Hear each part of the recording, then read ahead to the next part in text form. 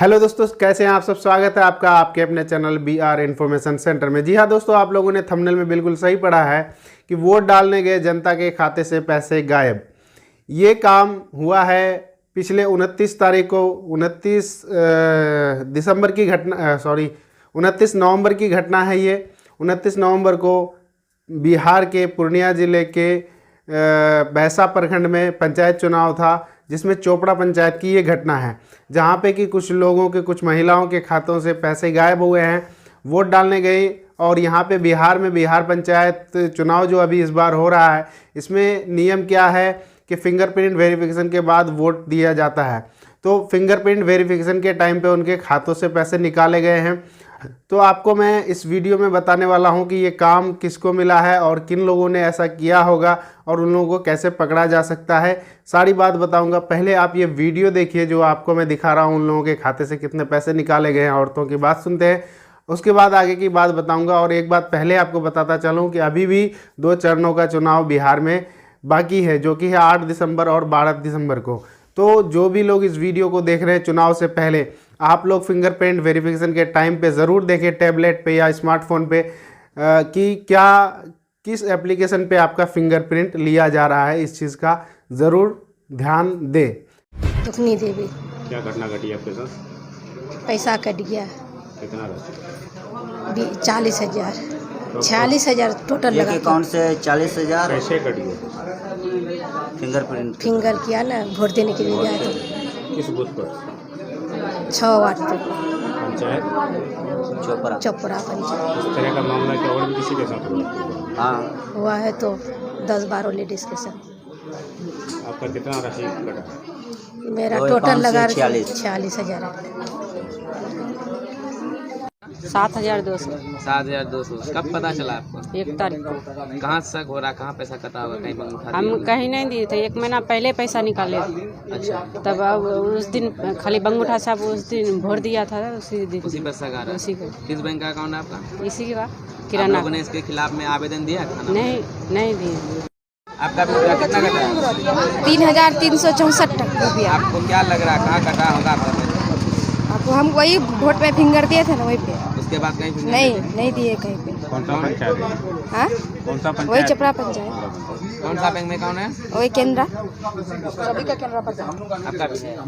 विद्या देवी। मेरा रुपया कटा है 5,010। तो जी हाँ दोस्तों, आप लोगों ने वीडियो देखा कि कैसे लोगों के खाते से पैसे गायब हुए। किसी के 40,000, किसी के 46,000, किसी के 10,000 और किसी के 5,000। तो ये काम जो है बहुत गलत हुआ है लोगों के साथ, वोटरों के साथ। अब मैं आपको पूरा प्रोसेस बताने जा रहा हूँ कि ये किस तरह से किया गया होगा और किस संस्था ने किया है और इन लोगों को कैसे पकड़ा जा सकता है, और सारी बात मैं आपको बताने वाला हूँ। तो देखिए दोस्तों, अभी जो बिहार में पंचायत चुनाव हो रहा है उसमें फिंगरप्रिंट वेरिफिकेशन का काम दिया गया है, यानी कि फिंगरप्रिंट वेरीफाई करने के बाद ही आपको आगे वोट डालने के लिए भेजा जाता है वोटर को।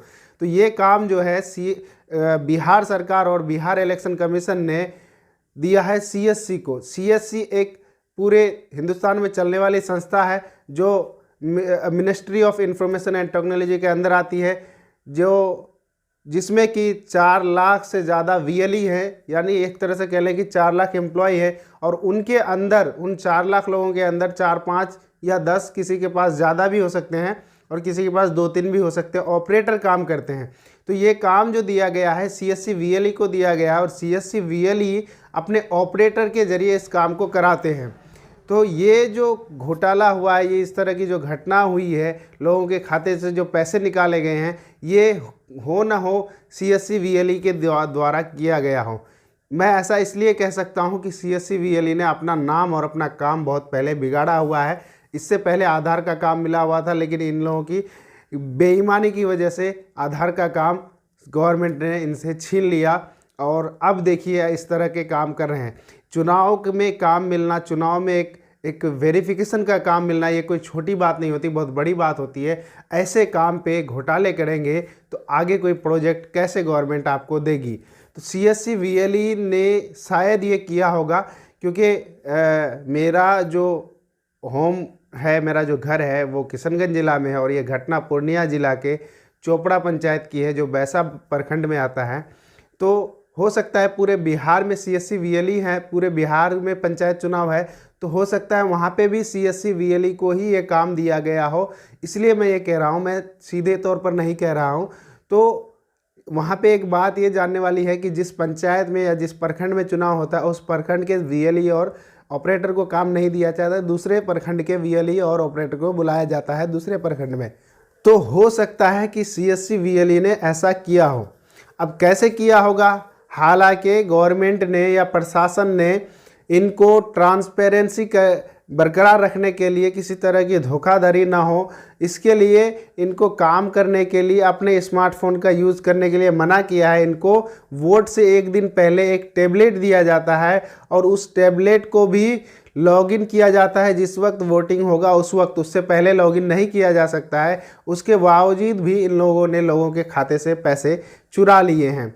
अब मैं जो खाते से पैसे चुराने वाली बात बता रहा हूँ, ये मैंने SDN न्यूज़ पूर्णिया की एक चैनल है उस पर देखा है, उसके रिगार्डिंग मैं ये बात कर रहा हूँ, उस खबर को देख के मैं ये बातें बता रहा हूँ, क्योंकि मैं वहाँ का रहने वाला नहीं हूँ जहाँ पे ये घटना हुई है, तो मैं इस घटना को पर्सनली नहीं जानता हूँ। एक टीवी चैनल, एक न्यूज़ चैनल जो सोशल मीडिया पे चलती है, सॉरी टीवी चैनल नहीं, एक सोशल मीडिया पे चलने वाला चैनल है SDN न्यूज़, उस चैनल पे मैंने ये खबर देखी, उसके बाद मैं ये वीडियो बना रहा हूँ कि ये काम, ये घटना कैसे अंजाम दिया गया होगा।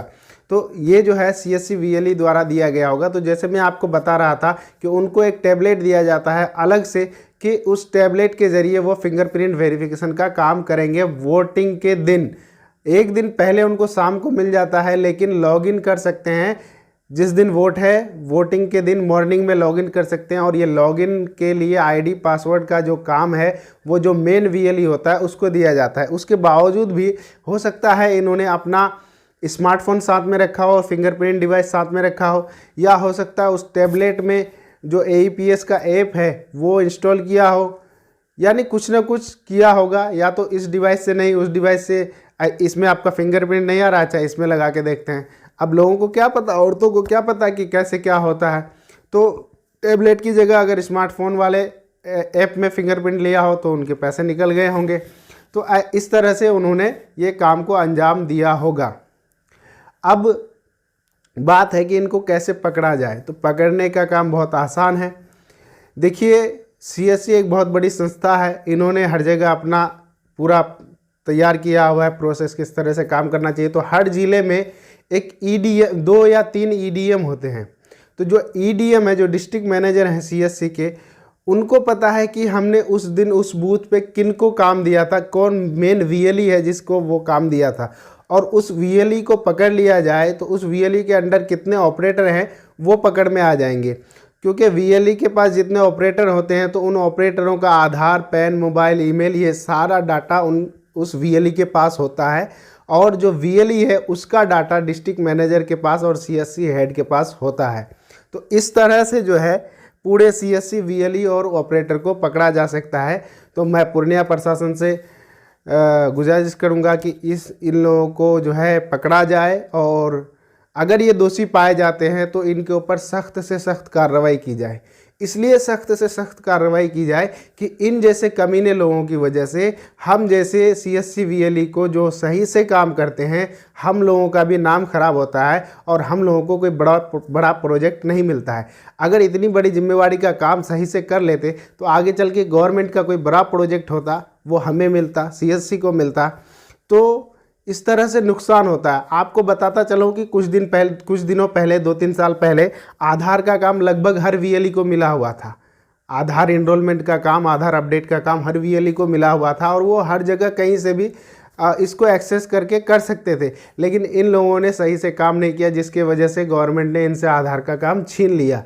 और अब जो आधार का काम है उसके लिए बहुत सारे टर्म्स एंड कंडीशन हैं, और उसके बावजूद भी अगर आप उन टर्म्स एंड कंडीशन को पूरा करते हैं तो आपको सिर्फ डेमोग्राफिक अपडेट मिलते हैं, यानी कि आप सिर्फ जनसांख्यिकी जो है अपडेट कर सकते हैं। आप किसी का फिंगरप्रिंट, किसी का बायोमेट्रिक और ये सब चीज़ें नहीं कर सकते हैं अपडेट, किसी का फ़ोटो अपडेट नहीं कर सकते, ये बायोमेट्रिक में आता है। तो ये सब चीज़ें अपडेट नहीं कर सकते हैं। बहुत सारे टर्म्स एंड कंडीशन को फॉलो करने के बाद आपका आधार सेंटर अगर अप्रूव होता है तब CSC के द्वारा, जो कि काम पहले हर वीएलई को लगभग मिला हुआ था। तो इन जैसे कुछ गिने चुने खराब लोगों की वजह से हर सीएससी वीएलई बदनाम होता है। तो मैं चाहता हूं कि इन लोगों पे सख्त से सख्त कार्रवाई हो और आगे कोई वीएलई ऐसा काम ना करे। अगर आपके ऊपर सरकार भरोसा करके कोई काम देती है तो उस काम को पूरा किया जाए सही से। उम्मीद करता हूं आपको समझ में आया है ये सारा प्रोसेस कैसे किया गया होगा। और लास्ट में ये बताता चलूँ आप लोगों को कि अभी जो है बिहार में अभी 2 चरणों का चुनाव बाकी है। तो 8 और 12 दिसंबर को चुनाव होने हैं। तो ये 8 और 12 दिसंबर को जो लोग हैं वोट देने जाएंगे, जो वोटर हैं, तो वो अपने बूथ पे इस चीज़ का ज़रूर से ख्याल रखें कि इस तरह की कोई घटना तो नहीं हो रही है हमारे यहाँ। क्योंकि ऐसा ज़रूरी है कि हो सकता है कि किशनगंज के कोचा धामन में 8 तारीख को चुनाव है और 12 तारीख को अगला लास्ट 11वां चरण का चुनाव है। तो उन जगहों पे भी ऐसे लोग हो सकते हैं। लेकिन आप अगर जागरूक रहेंगे, जनता जागरूक रहेगी, तो ऐसा घटना नहीं होगा। उम्मीद करता हूँ आप लोगों को ये वीडियो पसंद आई होगी। मिलते हैं अगली वीडियो में।